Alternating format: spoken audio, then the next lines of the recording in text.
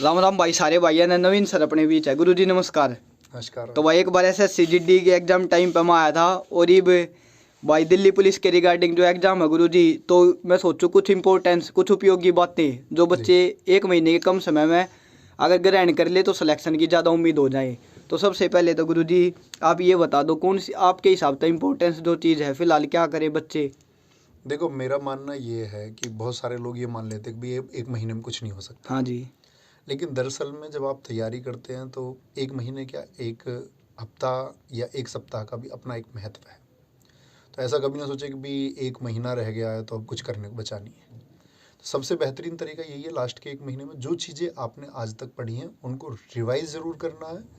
Math के जो chapter आप जानते हैं कि भाई आप ये बहुत कठिन चैप्टर है, उनके लिए प्रैक्टिस करने का समय नहीं हो, छोड़ दीजिए। जो थोड़ा जानते हो और बहुत अच्छे जानते हो उसको बहुत अच्छे से प्रैक्टिस करके रखें, नया जानने का प्रयास ना करें। और आपको लगता है कि हाँ आसान चैप्टर है, कुछ नए मैं सीख सकता हूँ, तो सीख लीजिए। लेकिन उन चैप्टर्स की तरफ बिल्कुल ना जाएं जिनमें आपको लगता हो कि बहुत समय जाएगा। तो ठीक यही है है कि जी। अपनी चीज़ों को रिवाइज करें बहुत चलो अच्छे से। Thank you. ये क्वेश्चन है जी कुछ जो बच्चों ने बताया, एक महीने के आखिरी समय में क्या पढ़े और क्या छोड़े। पढ़ने के लिए तो मैंने अभी बताया कि जो आपने अब तक चुनाव किया, आपने एक प्लेटफॉर्म से पढ़ाई की होगी, किसी भी प्लेटफॉर्म से किया हो, तो उन सब लोगों ने आपको गाइड किया होगा कि भाई क्या तैयारी आप कर रहे हैं। तो उसी तैयारी को आप एक बार ज़रूर फिर से पुनरावृत करें, यानी फिर से रिवीजन ज़रूरी है, उसको रिवाइज ज़रूर कर लो। और छोड़ने के मैंने भी आपको भी बताया कि छोड़ना है कि नई चीज़ें की तरफ आपको अभी नहीं जाना है, क्योंकि अभी एग्ज़ाम का एक महीना नहीं तो लगभग हम बोले कि एग्ज़ाम के 14 नवंबर से एग्ज़ाम स्टार्ट है, तो 4-5 दिन पहले तो हमको तैयारी छोड़ ही देनी है, तब हम नई चीज़ें थोड़ी सीखेंगे। तो कहने का मतलब आज से हम कहें तो बेसिकली तो 3 वीक्स है हमारे पास हाँ में, जी। 3 सप्ताह है। तो 3 सप्ताह में हम नई चीज़ें नहीं सीख सकते, हमको अपनी चीज़ें रिवाइज करनी है बार बार। चलो थैंक यू सर। और ये फ्रेशर बच्चा ओल्ड स्टूडेंट एग्जाम टाइम में कैसे स्टेबल रहे। एग्ज़ाम टाइम में स्टेबल रहने की ज़रूरत नहीं है। हम लोगों को लगता है कि भाई डर लग रहा है, एग्ज़ाम है। देखो भाई, मेरा एक मानना है, मैं हमेशा बच्चों से कहता हूँ कि शायद जिसने तैयारी की होगी डर उसी को लगेगा। आप सोचो, जिसने एग्ज़ाम का फॉर्म तक नहीं भरा या फॉर्म भर के जिसने पढ़ाई तक नहीं की, वो क्यों डरेगा एग्ज़ाम से। तो हर ब्राइट स्टूडेंट को, आज तक जो टॉपर लिस्ट तक में भी बच्चे रहे हैं, उनको एग्ज़ाम टाइम तक एक डर लगता है कि क्या ही होगा। वही डर तो हमको पढ़ने को प्रेरित करता है। तो डर अगर लग रहा है तो आप उसको समझिए वो पॉजिटिव फियर है, एक सकारात्मक डर है, उससे घबराने की जरूरत नहीं। वो आपके स्कोर को इम्पैक्ट नहीं करेगा। लेकिन आपकी तैयारी अगर अच्छी है तो आप एग्ज़ाम हॉल में कमाल करोगे। तो उसके लिए तैयारी अच्छी कर लो पहले। ठीक है जी। एक ये मॉक टेस्ट एग्जाम टाइम में कितने लगाएं, मॉक टेस्ट में नंबर कैसे बढ़े। मॉक टेस्ट वीकली तो चल ही रहे होंगे अभी फ़िलहाल बच्चों के, लेकिन एक टाइम पे इन्होंने करना है कि एग्ज़ाम से पहले वीकली के अलावा एटलीस्ट 10 मॉक की प्रैक्टिस ये करके जाएं। 10 मॉक टेस्ट की, उससे क्या होगा कि एग्ज़ाम टाइम का जो इनका डर है, एग्ज़ाम हॉल में बैठ के जो डर लगता है, अटैम्प्ट करने में जो डर लगता है कि भाई टाइम, मॉक इसीलिए है कि हम लोग टाइम कैसे बचा पाएंगे, कि अभी मैं ये देख लूँ कि मैथ में मेरा इतना टाइम लगता है तो मैं प्रैक्टिस करके उसको घटा सकता हूँ थोड़ा सा।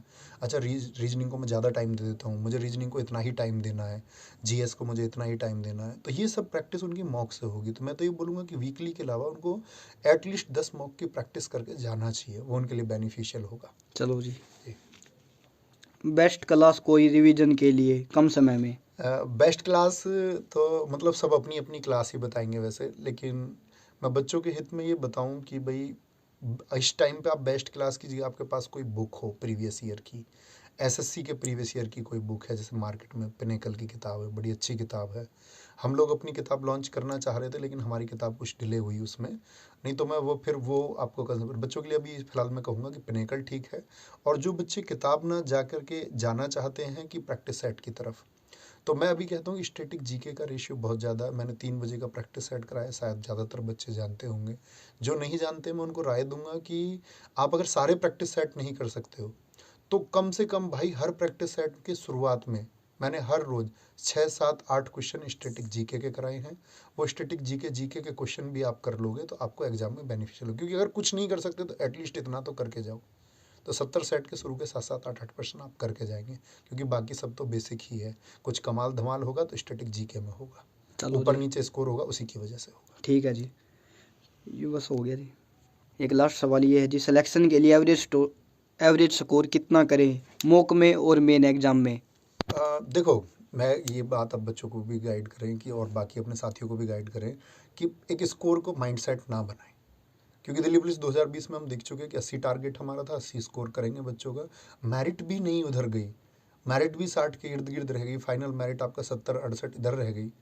तो कहने का मतलब है एग्ज़ाम कैसा आएगा, तैयारी बच्चों ने कैसी की है, वो एग्ज़ाम में बैठेंगे जाके, ये मेरिट को तय करता है।